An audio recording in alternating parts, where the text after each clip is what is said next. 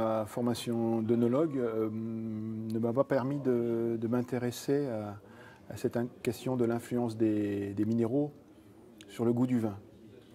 Or, de par mon métier de journaliste et un petit peu de vigneron, je me dis que les minéraux viennent du sol et que donc forcément ils ont une importance et un rôle dans le goût des aliments en général et du vin en particulier. On sait que la constitution minérale, il y a quelques publications, comme sur les tomates, comparer des tomates en hydroponie ou des tomates du jardin, et bien que cette nutrition minérale qui vient du sol ou d'une solution hydroponique, c'est-à-dire artificielle, eh bien ça change considérablement le goût de la tomate. Et donc par extension, on peut s'imaginer que la vigne, qui pousse sur des sols plus ou moins différents, plus ou moins, avec plus ou moins une grande activité pédologique, modifie aussi le goût du raisin et si on prolonge, eh bien, le goût du vin. Les gens savent intuitivement que si le sol fonctionne, le goût devient plus intéressant. Et voilà. Et donc l'idée, c'est quand même que les vignerons améliorent leurs pratiques agronomiques. Et c'est complètement lié avec les pratiques œnologiques. On ne peut pas dissocier les deux.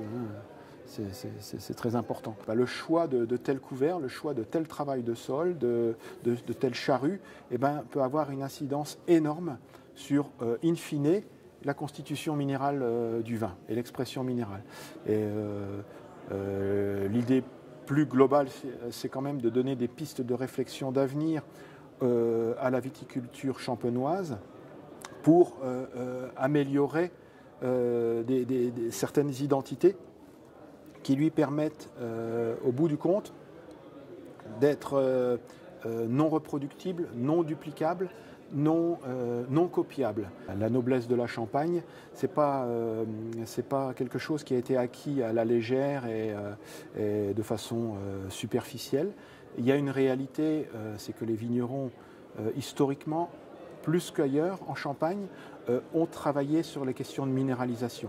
Tout simplement parce qu'ils font une première fermentation et ils font une deuxième fermentation. Donc cette méthode champenoise va beaucoup plus loin dans la décomposition du vin et la recherche de ses caractères minéraux.